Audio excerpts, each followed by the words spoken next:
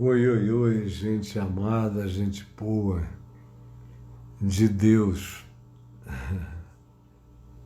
Aliás, quem não é gente amada de Deus? Quem não é? Tem um pessoal aí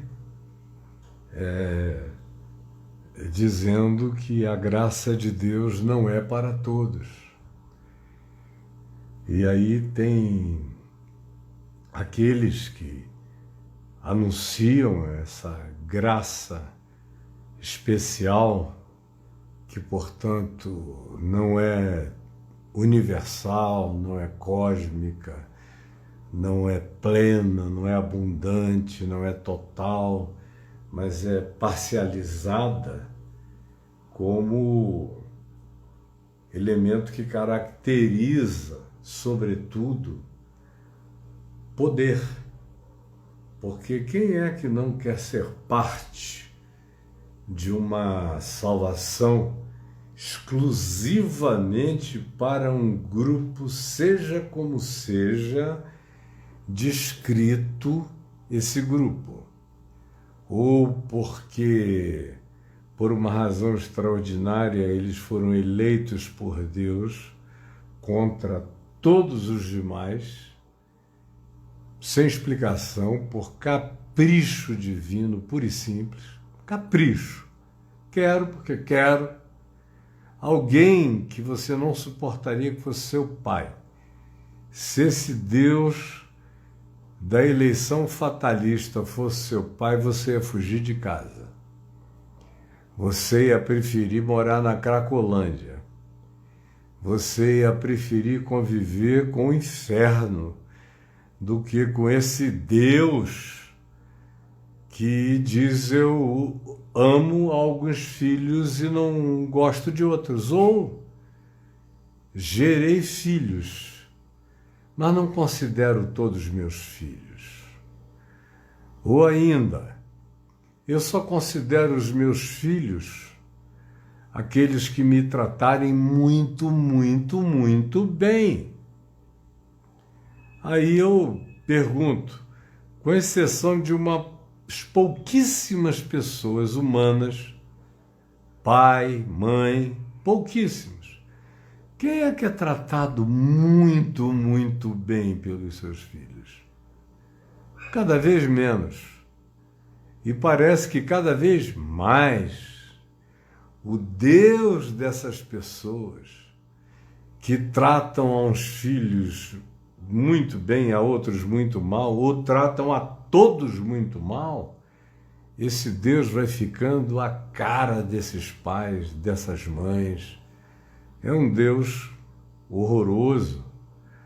Quando não é o Deus do fatalismo, e a religião gosta do fatalismo porque dá o poder da fatalização a ela.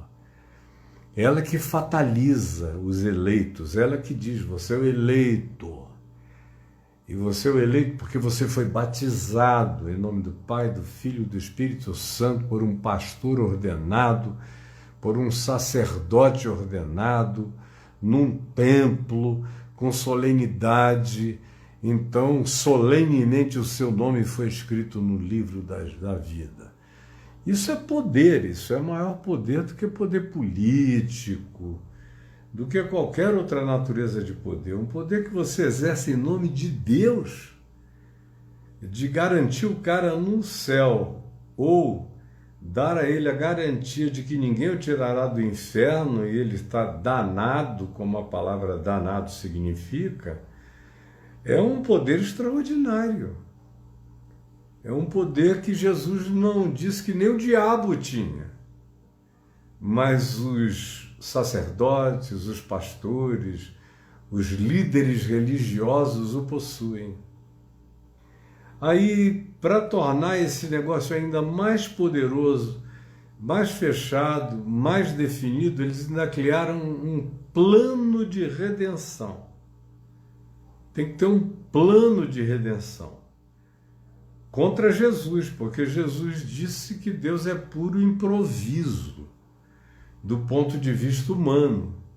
Deus salva quem Ele quer, quando Ele quer, como Ele quer, a quem Ele quer, a todos que Ele quer, ou a todos, mesmo que ninguém aceite que Ele salva quem queira salvar. Mas Ele é livre, aliás, Ele é o único livre. Seu pastor é escravo do pecado dele, a religião é escrava da arrogância dela, a doutrina é escrava da presunção dela. Só tem escravos falando de salvação. E o único que diz que o espírito dele, que é o espírito do novo nascimento, que é o espírito da vida, que Nicodemos, lá em João 13, não tinha domínio sobre ele, que não cabia dentro de uma definição teológica, que não cabia nas lógicas conclusivas dos teólogos judeus dos dias de Jesus, nem tampouco de Nicodemos, que era um cara gente boa, a quem Jesus ironicamente disse: tu és mestre em Israel e não compreendes estas coisas? O Espírito sopra onde quer. Ouves a sua voz. Tem muita gente, todavia, que está aí dentro da religião, das igrejas, lê a Bíblia o dia inteiro e nunca ouviu a sua voz. Ouve a voz de profetas, os gritos desesperados, neurastênicos, histéricos, ou condicionantes dos pregadores da manipulação, mas nunca ouviram a sua voz. Nunca ouviram a sua voz. O Espírito sopra onde quer. Ouves a sua voz. Mas mesmo quando tu ouves a sua voz, Jesus disse: tu não sabes de onde ele vem nem para onde ele vai.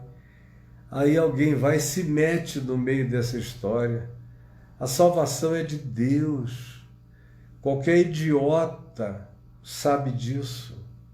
Só uma pessoa completamente empedrada, entupida, sem evangelho, sem poro algum aberto para a graça de Deus, é que diz que a salvação corresponde a um plano.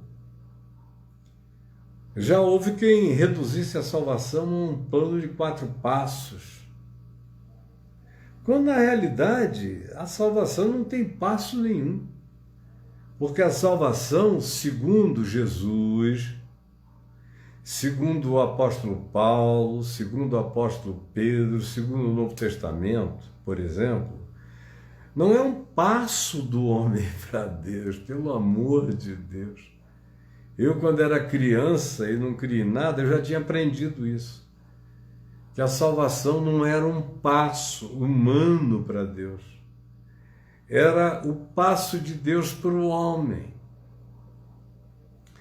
E até quando o pai do filho pródigo deixou o filho ir livre, deixou o filho voltar livre, quando quis voltar. Mas quando o pai viu o filho, isso não é uma analogia perfeita para Deus, é claro, porque Deus nunca deixou de ver filho nenhum dele, nem no prostíbulo, nem na pocilga, nem no bordel, nem na casa de swing, nem na igreja, nem em qualquer outro lugar, seja pervertido ou seja nobre. Ele sempre vê, mas na parábola, que é humana, que é percepcional, que é condicionada aos paradigmas da cognitividade humana e da ilustrabilidade humana para a compreensão das coisas, o pai do chamado filho pródigo, lá em Lucas 15, deixou o garoto ir, fazer o que quisesse, tinha segurança absoluta, não ficou chorando na janela. Ele conhece os seus filhos, e quando o cara esgotou todos os seus recursos existenciais e se arrependeu e fez um caminho de volta, descobrindo, discernindo que não havia nada melhor, nem nada maior do que o amor do Pai. Não se diz que o cara voltou por causa da fome nem por causa de medo, nem por causa de nada. Voltou porque descobriu, discerniu que o amor do Pai era incomparável. Quantos trabalhadores do meu Pai têm pão com fartura? Eu aqui morro de fome. Na casa do meu Pai há muitas moradas, e as migalhas da casa do meu Pai fartam o mundo, e eu aqui morro de fome. Voltou.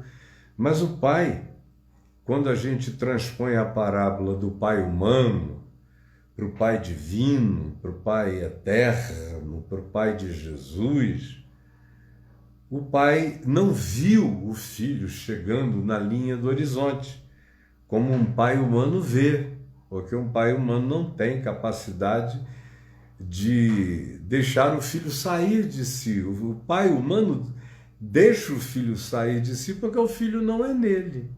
Mas o Pai eterno não tem como você sair dele, você é nele.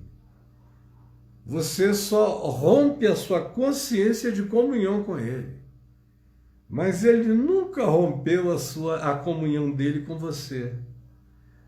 Por isso é que Paulo diz que Deus estava em Cristo reconciliando consigo ao mundo, não imputando aos homens as suas transgressões, mesmo que os homens não saibam.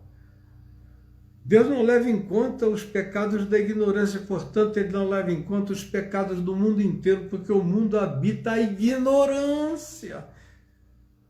Você que se sabe ou se crê salvo, não é salvo pela sua gnosis neotestamentária. Não é nenhuma forma de gnosticismo que nos salva. O agnosticismo absoluto é a graça derramada sobre quem não sabe nada. É o que nos abraça. E essa salvação não tem nada a ver com o inferno. É uma salvação da nossa condição mamífera, mortal. A promessa não é de imortalidade, a promessa é de vida eterna. Deus nos livre da imortalidade.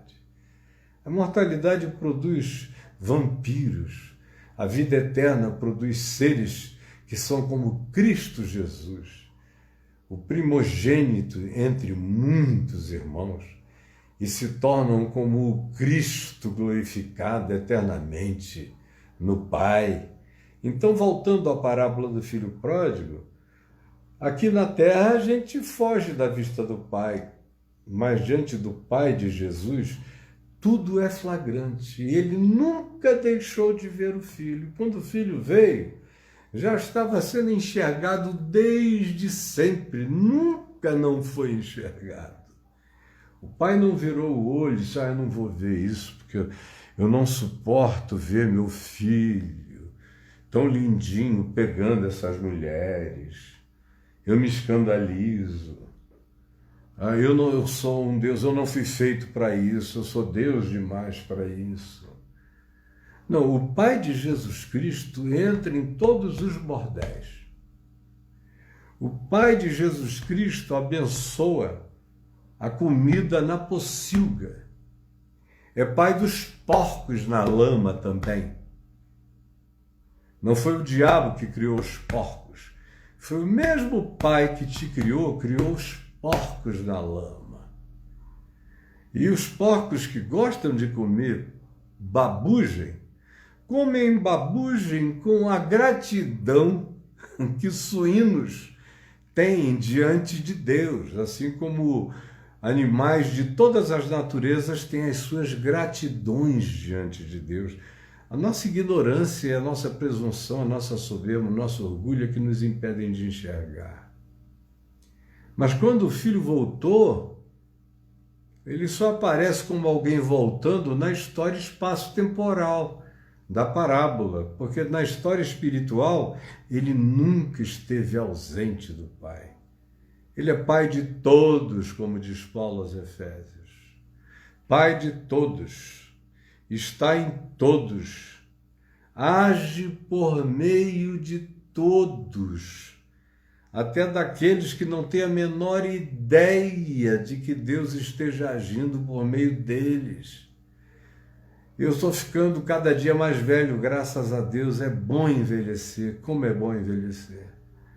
Como é bom ir ficando tomado de paz sábia, lúcida, tranquila, quieta, confiante, porque você sabe que o Pai cuida, que o Pai ama, que o Pai vê a todos, que não tem filhos com poder de se ausentarem do olhar do Pai.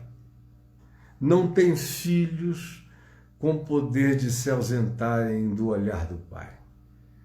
A religião é que inventou o resto, mas Jesus, o Evangelho, não tem absolutamente nada a ver com isso. Mas eu comecei dizendo que tem muita gente por aí dizendo arrogantemente sobre a salvação, de quem que Deus é Pai, quem é salvo, quem não é salvo. Tem o pessoal da predestinação fatalista, tem o pessoal do planinho, do esquema, que você tem que obedecer passo a passo. Tem o pessoal da salvação sacramentalista, que se não for batizado de um determinado modo, numa determinada igreja, às vezes até por um determinado sacerdote, a salvação não se completa. Tem também aqueles que declaram salvação por inveja, como Paulo diz, escrevendo aos Filipenses. Gente que diz, eu fui pregar e aí 357 levantaram a mão e vieram à frente, como se salvação e mão erguida tivesse alguma coisa a ver na vida. É patético, né? Mas é assim que funciona. Inveja. E Paulo diz, eles pensam que dando esses relatórios de grandeza, eles provocam algum mal-estar em mim, eles não têm esse poder de me fazerem ficar tristes. Porque se pelo menos Cristo estiver sendo pregado, eu estou feliz, porque de qualquer modo Jesus está sendo anunciado. Todavia, eu queria chamar a sua atenção, para aquelas pessoas que estão aí usando a internet e só estão aparecendo tanto por causa da internet. Porque a internet faculta poder ao idiota. Quanto mais doido, idiota, quanto mais o indivíduo tiver vontade de provocar, de chocar, ou de fazer de conta que ele está tirando do baú algum tesouro que ninguém nunca teve, jamais terá, ou te ensinando a viver. Se não fosse a mídia da mediocrização humana superior a qualquer outra mídia, que é a internet, você nem apareceria, nem os seus influencers.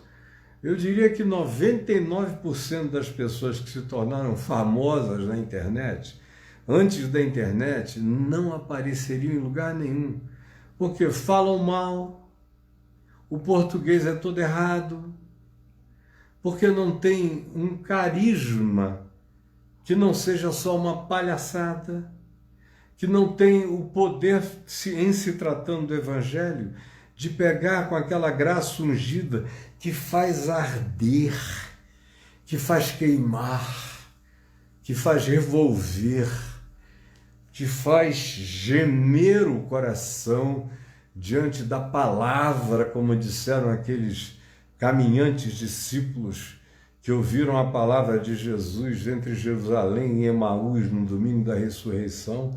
Porventura não nos ardia o coração quando ele pelo caminho nos falava, quando nos expunha as Escrituras? São pessoas que pregam e você sai com o ouvido doendo, mas o coração seco. E os que choram, choram choros secos, sem lágrimas, só gritaria, porque nada foi gerado de dentro para fora, você não foi virado ao avesso. Então, está lotado e cada vez estará mais de palavras ditas em nome de Deus, de revelações, e que não salvam ninguém no sentido da salvação genuína do Evangelho, que é um desenvolvimento em Cristo. Ser salvo em Cristo é ser desenvolvido em Cristo. Salvação que não te melhore, não te salvou de nada. A salvação tem que me melhorar. A salvação tem que me evoluir. A salvação tem que aumentar, como Paulo diz, elevar a minha altura, aprofundar-me nas minhas dimensões interiores, tem que me ajudar a alcançar e a sambarcar dimensões e larguezas maiores da vida, tem que gerar em mim algo que em mim não há. Tem que transcender o homo psíquicos, tem que transcender o homem animal, tem que transcender o mamífero, tem que transcender só o homo intellectus, tem que transcender a essas coisas, tem que fazer virar do avesso, tem que produzir metamorfose, tem que fazer os dias da lagarta ficarem para trás e tem que criar uma borboleta eterna no ser. É salvação que só tem a ver com te tirei do inferno, é a salvação da religião, porque é só isso que ela tem para te enganar. Dizer, dá o dízimo e tu ficarás seguro do inferno. Paga tua indulgência e ficarás livre. A salvação do Evangelho é abre o teu coração. Foi como quando Davi disse no Salmo 116, que darei ao Senhor por todos os seus benefícios para comigo. E a resposta que ele mesmo deu à sua questão retórica foi: tomarei o cálice da salvação, beberei o cálice da salvação. Que darei? Eu não tenho nada para dar, eu só tenho para receber, para beber, para colher, até que, mesmo na presença de todas as circunstâncias, esse cálice que é gratuito, exista transbordantemente em mim. Salvação é se tornar dia a dia mais parecido com Jesus. É só combater o bom combate. É deixar para lá as brigas dos animais, das bestas feras, raivosas, zangadas, das frustrações, das zangas. Salvação é amor. Quanto mais amor, mais salvação. Quanto menos amor, menos salvação. De modo que você conhece os filhos de Deus, Jesus disse. Leia lá em João 17. Veja se eu estou inventando uma vírgula de qualquer palavra que eu esteja dizendo aqui. Veja lá como Jesus disse que a gente é conhecido como filho dele pelo amor, por nos amarmos uns aos outros. Se a gente se ama e ama o próximo, nós somos filhos dele. Como o apóstolo João disse na primeira epístola, repetida, exaustiva e recorrentemente. Se a gente não ama, a gente pode rebolar, mas a gente não se faz filho dele, não vive como filho dele. Agora, isso também não dá a ninguém o direito de dizer que você é um perdido. Não dá. Ninguém sabe quem é o perdido, graças a Deus. Só Jesus, só o bom pastor sabe. Preste atenção. Ninguém sabe quem é o perdido. Foi por isso que quando Jesus contou a parábola do joio e do trigo, os discípulos perguntaram, né, tu queres, assim figuradamente, que nós arranquemos o joio do meio do trigo? Jesus disse, não, vocês não sabem distinguir uma coisa da outra, não toquem. Porque se você fosse meter a separar o joio do trigo, é sinal de que você é joio e não trigo. Porque o verdadeiro trigo não se atreve a separar joio do trigo. Ele tem até certeza de quem é salvo. Porque Jesus disse, pelos frutos os conhecereis. Porque a pessoa que foi tomada por essa alegria, essa vida eterna no ser, em primeiro lugar ama. E em segundo lugar, deixa brotar todos os frutos do amor, alegria espiritual, não apenas circunstancial, porque o dia foi bom, o dia foi mal, não apenas porque massagearam o seu ego, isso não é alegria. Isso, um cachorrinho chega aqui, eu começo a fazer um cafuné na cabeça dele, ele baba em mim. Agora, um filho de Deus aprende a viver contente em toda e qualquer situação, tendo, não tendo. A alegria que ele prova não é deste mundo. É uma alegria celestial que invade a vida dele, mesmo contra tudo, contra todos. É como Jesus disse também, esse Filho de Deus que tem vínculo, que tem amor, que tem comunhão, que tem segurança, que aproveita o Pai, que não vai para uma terra distante como o filho pródigo, que não vai se exilar na miséria por causa só do seu capricho vaidoso, ao contrário, e que também não é como o filho mais velho, legalista, religioso, que ficou na casa do pai, mas não aproveitou o pai para nada.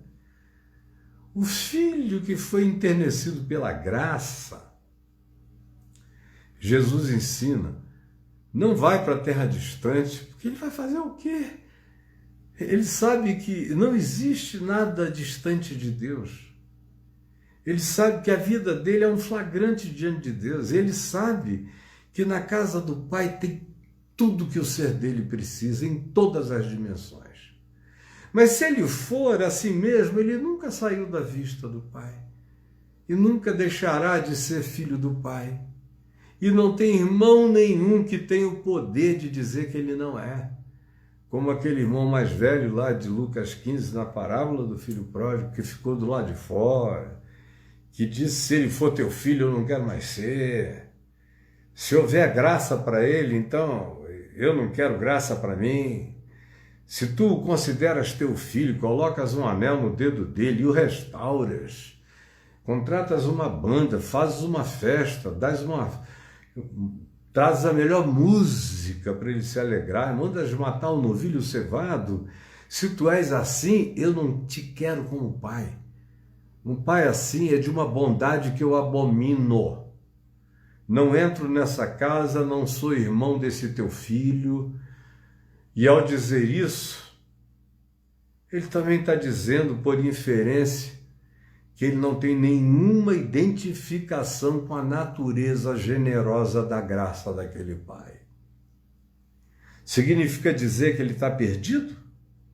Não, significa dizer apenas que ele vai passar pela terra sem aproveitar o amor de Deus. O amor do Pai significa que se ele abrir os olhos na glória da eternidade, e só então ele vai entender o desperdício que foi a vida dele na terra, tentando arrancar joio, separar joio do trigo, separar um do outro, dizer quem é salvo. Esse é um tema que deveria dar vergonha, o tema da salvação. Eu sou um evangelista. O que eu vou dizer aqui não tem nenhuma hipérbole, não tem nenhum exagero. Quem tem mais de 50 anos de observação lúcida da história do Brasil, sabe que milhões de pessoas se converteram ouvindo o Evangelho através da minha boca. Isso tem a ver apenas com a graça do meu Pai que está nos céus e não comigo. Eu apenas fui, abri a boca e falei com amor e misericórdia e unção do Espírito Santo. Tudo que veio dele que não me habitava previamente. Agora, o tema salvação nunca saiu da minha boca associada ao inferno. Saia do inferno, venha para a salvação. Nunca chamei pessoal à frente nos estádios, com 70, 80, 100 mil pessoas, venham à frente para fugirem do inferno. Eu nunca tive essa coragem. Eu tinha pudores, eu tinha vergonha disso. Eu fui pregar o evangelho não por causa de quem crer e for batizado será salvo, quem não crer será condenado. Isso nunca me motivou a pregar o evangelho, nunca. Em dia nenhum na minha vida. A maior prova disso é que eu me batizei sozinho no Igarapé, no meio da floresta. Só eu, o Pai, o Filho e o Espírito Santo, para usar uma nomenclatura do cristianismo. Mas eu me batizei na presença do Pai que está nos céus, me batizei na presença do Filho, me batizei na presença do Espírito Santo que me habita e sempre esteve comigo e sempre comigo estará. E não precisei da validação de ninguém, estava feito e ninguém desfará. E a pregação da salvação na minha boca nunca teve ênfase soteriológica, que é o nome da doutrina da salvação, vinculada à perdição do inferno. Você tem aí, eu não estou dizendo nada aqui, eu não estou inventando, eu não nasci ontem, não sou um garoto, sou um velho. Sou mais velho do que Paulo, quando Paulo dizia, quem vos escreve é Paulo, o velho. Eu sou mais velho do que ele morreu antes de mim, eu já passei dele na idade. E já tenho mais tempo de ministério do que ele teve de ministério. Então presta aqui atenção no que esse velho está te dizendo. Tudo está escrito. E eu não escrevi só 13 cartas. Eu escrevi 180 livros, pelo menos. Milhares de mensagens. Não tem ninguém que possa dizer que eu inventei alguma coisa. Está gravado. Os velhos têm as gravações em áudio ou em vídeo, e você dessa geração tem milhares de mensagens minhas em texto e em vídeo à sua disposição, validando o que eu estou dizendo. Procure, bote o chat GPT para achar uma mensagem minha onde eu esteja colocando alguém no inferno. Nem as pessoas mais abjetas que eu conheço. Vocês nunca me viram nem mesmo dizer, quando você chegar no inferno e encontrar a Hitler. Humanamente falando, era um cara assim ideal para estar no inferno, mas eu tenho pudores. Tenho pudores em relação a mencionar o nome de quem quer que seja.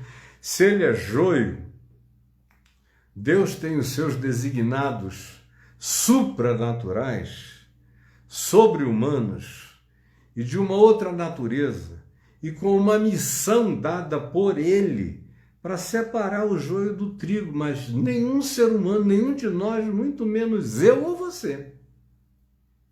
Salvação na minha boca só tem a ver com desenvolvei a vossa salvação com temor e tremor, porque é Deus quem efetua em vós tanto o querer quanto o realizar, como disse Paulo aos Filipenses.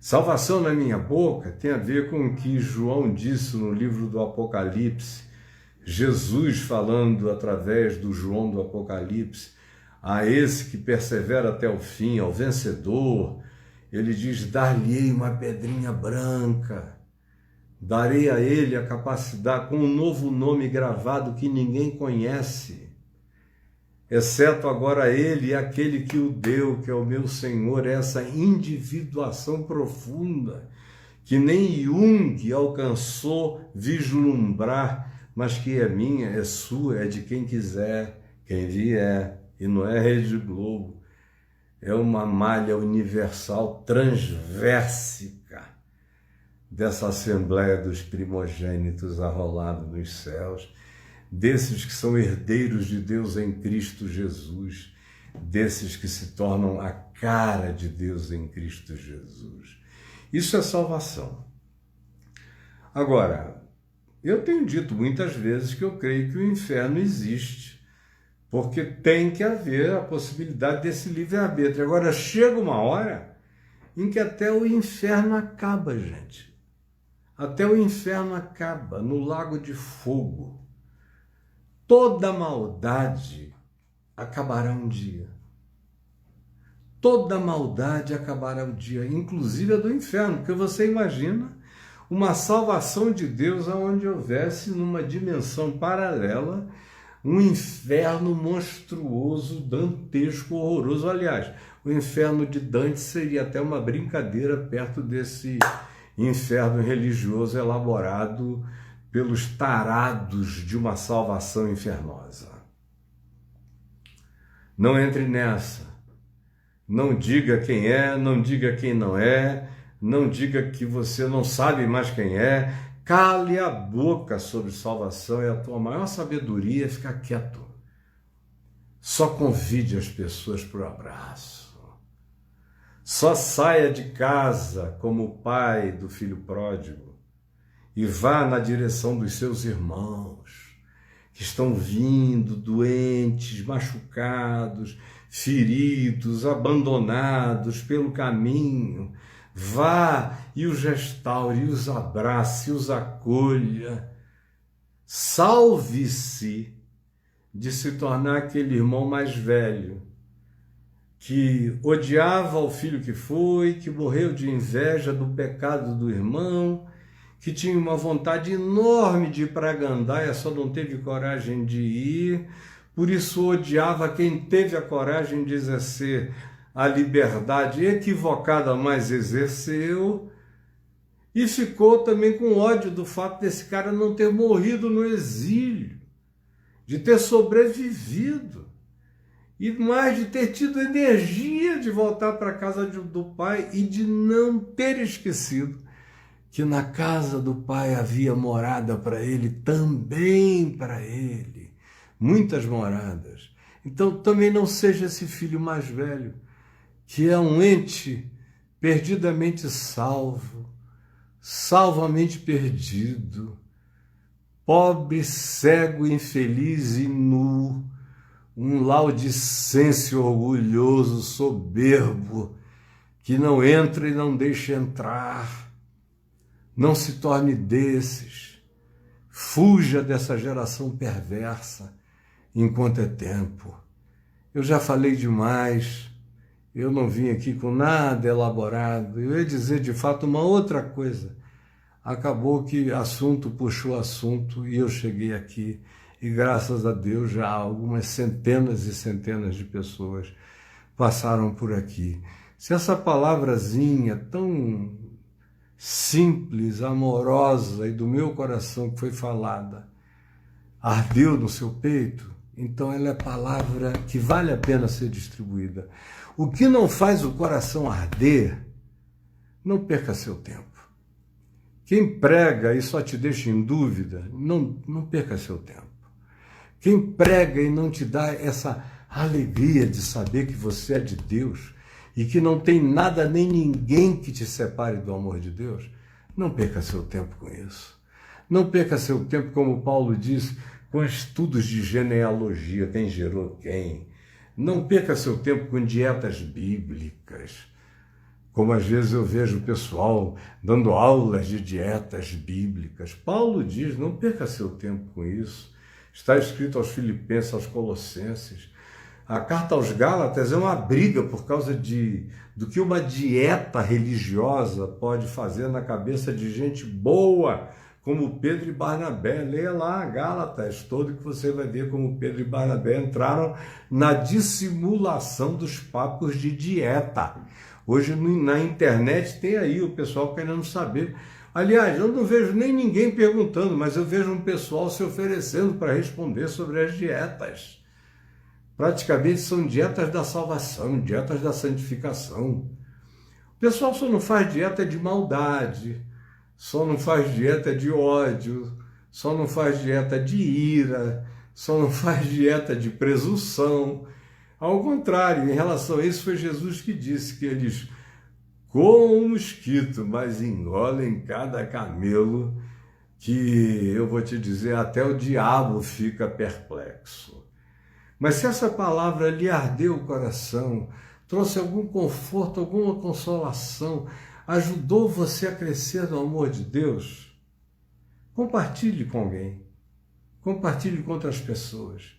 Não se envergonhe do verdadeiro Evangelho de Cristo Jesus, que é poder de Deus para salvação, para catapultação, para o desenvolvimento, para a evolução, para a apreensão, para tomar posse de todo o conselho de Deus, de toda a graça divina que nos está disponível. Faça isso, compartilhe com alguém.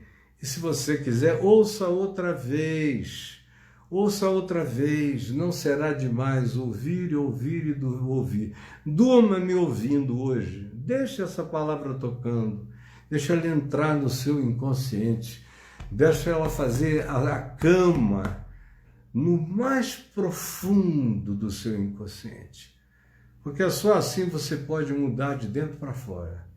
O resto é só esforço de fora para dentro, que não transforma ninguém, mas cria uma legião de arrogantes, soberbos, presunçosos e seres mais parecidos com o diabo do que com qualquer coisa.